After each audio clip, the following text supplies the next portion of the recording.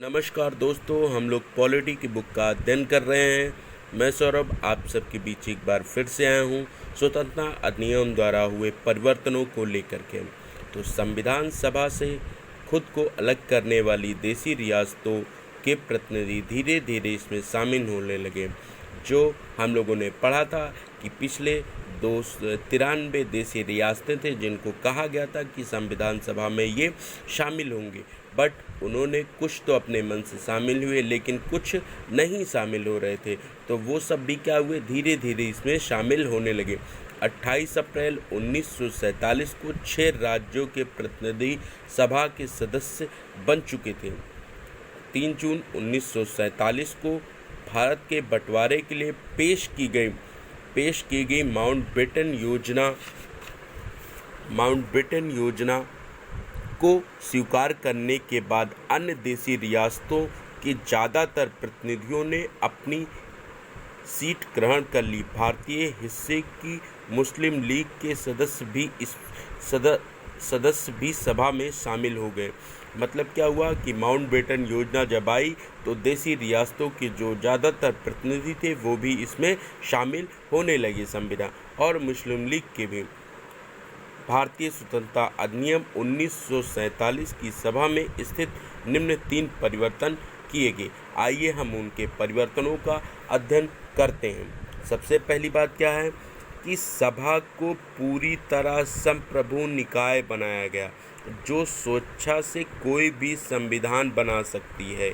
इस अधिनियम ने सभा को ब्रिटिश संसद द्वारा भारत के संबंध में बनाए गए किसी भी कानून को समाप्त करने अथवा बदलने का अधिकार देता है। मतलब इन्होंने क्या किया कि भारतीय संविधान संप्रभु निकाय है, मतलब इस पे सबका अधिकार, स्वेच्छा से कोई भी, मतलब यहाँ पे अपनी स्वेच्छा से संविधान सभा कोई भी कानून बना सकती है। इस अधिनियम में सभा मतलब ब्रिटिश द्वारा जो कानून बनाए गए थे उस संबंध में किसी उस कानून को समाप्त भी कर सकती है और उसको बदलने का अधिकार भी रख सकती है। ये बात थी पहले। दूसरे में क्या कह रहा है, संविधान सभा एक विधायिका बन गई, मतलब संविधान सभा एक विधायिका बन गई। दूसरे शब्दों में कहा जाए तो सभा को 2 अलग अलग काम सौंपे गए। इनमें से एक था स्वतंत्र भारत के लिए संविधान बनाना और दूसरा देश के लिए कानून बनाना। इन दोनों कार्यों को अलग अलग दिन करना था। इस प्रकार संविधान सभा स्वतंत्र भारत की पहली संसद बनी। जब भी सभा की बैठक संविधान सभा के रूप में होती, इसकी अध्यक्षता डॉक्टर राजेंद्र प्रसाद करते और जब बैठक बतौर विधायिका की होती तो इसके अध्यक्षता जीवी मालवंकर करते। मतलब क्या, संविधान सभा एक विधायिका बन गई। विधायिका का मतलब ये समझ लीजिए कि इसमें 2 काम सौंपे गए। मतलब 2 काम सौंपने का हो गया कि मतलब एक भारत का तो संविधान बनेगा और एक तरफ भारत का कानून, दोनों एक साथ जो है बनने लगे। तो जब इसमें भारत के कानून संसद जब संविधान भारत की स्वतंत्रता पहली संसद बनी, जब संविधान की बैठक के रूप में हो तो इसके अध्यक्ष थे डॉक्टर राजेंद्र प्रसाद। जब बतौर विधायिका यानी कानून बनाने की बात आती थी तो इसकी अध्यक्षता करते थे जीवी मालवंकर। संविधान 26 नवंबर 1949 संविधान सभा 26 नवंबर 1949 तक इन दोनों रूपों में कार्य करती थी। मतलब जो भारतीय संविधान सभा थी वो 26 नवंबर 1949 तक इन दोनों रूपों में कार्य कर रही थी। इस समय तक संविधान का निर्माण का कार्य पूरा हो चुका था।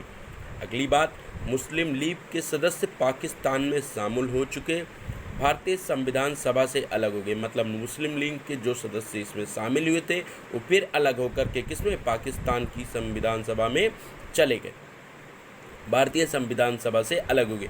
इनकी वजह से सन 1946 में माउंटबेटन योजना के तय की गई सदस्यों की कुल संख्या 389 सीटों की बजाय 299 तक आ गई।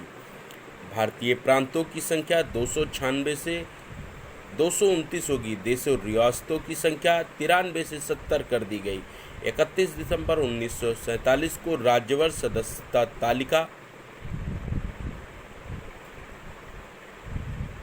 किया गया। अधिनियम के जो महत्वपूर्ण है, ये हमारे एग्ज़ाम में बहुत ही बार पूछे गए हैं। इन प्रश्नों को अधिकतर के बाद बहुत ज़्यादा पूछा गया, चाहे एसएससी हो, यूपीएससी हो या यूपीपीसीएस के एग्ज़ामों में ये सब प्रश्न पूछे गए हैं। जैसे राष्ट्रमंडल की सदस्यता कब ली? 1949 को भारत ने राष्ट्रमंडल की सदस्यता ली। राष्ट्रीय ध्वज कब अपनाया गया? 22 जुलाई 1947 को हमारा राष्ट्रीय ध्वज को अपनाया गया। 24 जनवरी 1950 को राष्ट्रीय गान को अपनाया गया। 24 जनवरी 1950 को राष्ट्रीय गीत अपनाया गया। 24 जनवरी 1950 को डॉक्टर राजेंद्र प्रसाद को भारत का पहले राष्ट्रपति के रूप में चुना गया। 2 साल 11 माह और 18 दिन में संविधान सभा की कुल 11 बैठकें हुईं। संविधान सभा के निर्माताओं ने लगभग 60 देशों के संविधानों का अवलोकन किया। इसके प्रारूप पर 114 दिन तक विचार हुआ।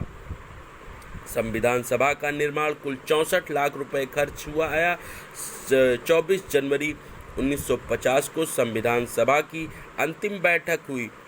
इसके अलावा 26 जनवरी 1950 से 1951 और 52 में आम चुनाव में बनने वाली नई संसद के निर्माण तक भारत के अंतरिम संसद के रूप में काम किया।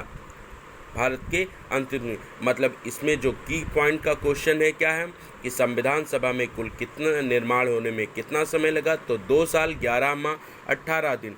इसमें कितने रुपए कितने देशों का अध्ययन किया गया है? 60 देशों का अध्ययन किया गया है।